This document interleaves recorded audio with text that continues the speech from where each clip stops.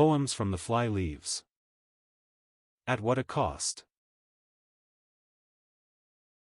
Chosen, redeemed, in the children's place, holy and blameless before his face, once guilty, ruined, and lost, not e'en doth the light of his presence show a single stain, washed whiter than snow, but, ah! At what a cost!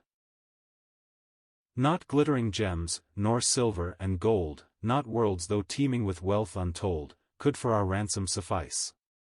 No, the Church of God was bought with the blood of the holy, spotless Lamb of God. This was the costly price. O wondrous truth! Deep in each breast by the Spirit of God be it impressed, and there by his power abide. Grant, O our God, that our life below may brightly reflect the truths we know, that thou mayest be glorified. M.A.S. Often I am tempted to flee my task, but that strange man upon the cross bars my way and holds me back. Terrell. Bold infidelity, turn pale and die. Beneath this stone 4 sleeping infants lie, say, are they lost or saved? If deaths by sin they sinned for they are here, if heavens by works in heaven they can't appear, reason, ah, how depraved. Turn to the Bible's sacred page, the knots untied. They died, for Adam sinned, they live, for Jesus died.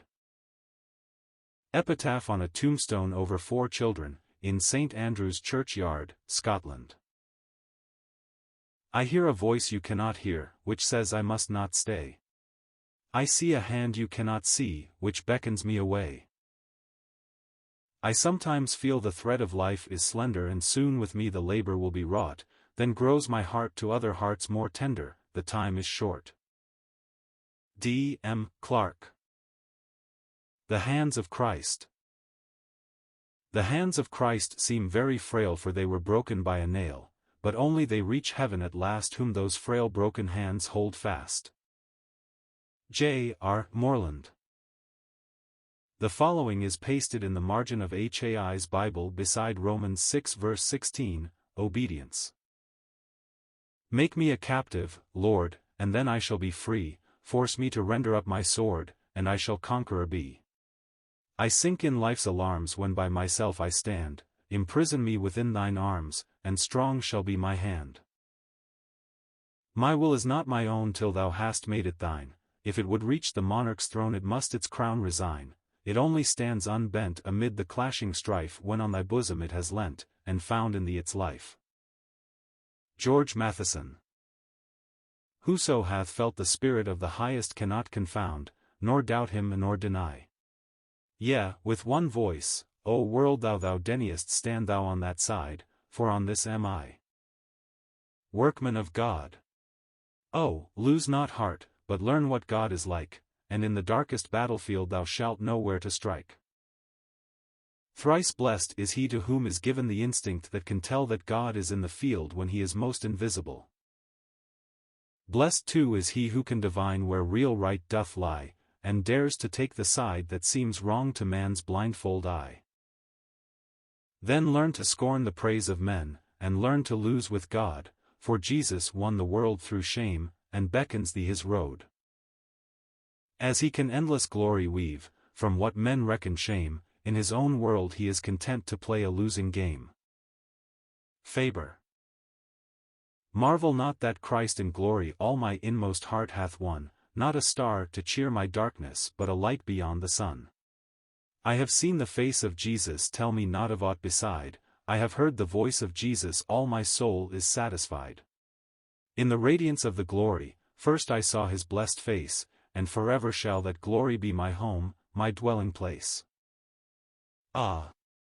Little I'll reck, when the journey is o'er, of the burdens and griefs I so dreaded, and bore, they'll all be forgot as I enter the door. With that light on my face, and that song in my ears how small my regard for past troubles and fears, while my harp makes the music I've longed for years.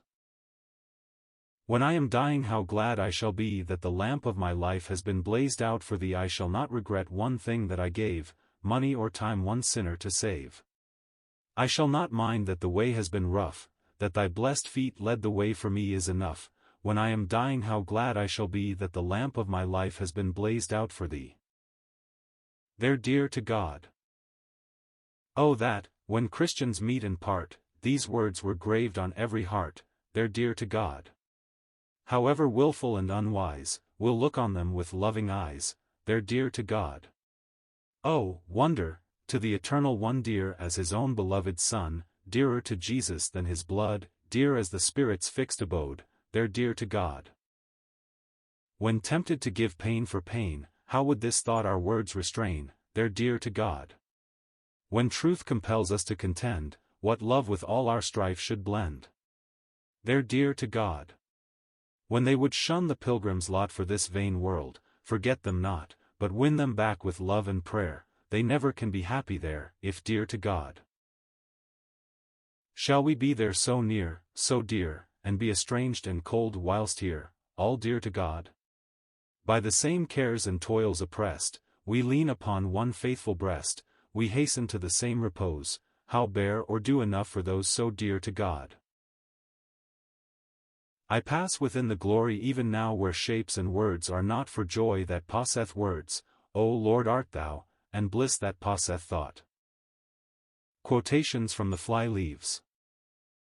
Remember the devil can wall you round, but he cannot roof you in. Hudson Taylor to Dan Crawford. If you must speak your mind, then mind how you speak. God is a substitute for everything, but nothing is a substitute for God. The gospel of Christ once heard is always the gospel which has been heard. Nothing can ever alter that. Alexander Maclaren. Deus meus mea omnia. Motto of Francis d'Assisi. When I was rich, I had God in everything, now I am poor and I have everything in God. Testimony of a ruined businessman. I will place no value on anything I have or may possess except in relation to the kingdom of Christ. David Livingstone. God has wonderful things to display if he could only get the show cases. Young man, attend to the voice of one who has possessed a certain degree of fame in the world, and who will shortly appear before his Maker. Read the Bible every day of your life. Samuel Johnson, when dying, to a young gentleman who visited him. I am in the place where it is demanded of conscience and of God that I shall speak the truth, and speak it I will, impugn it whoso lists. John Knox in the pulpit of St. Giles.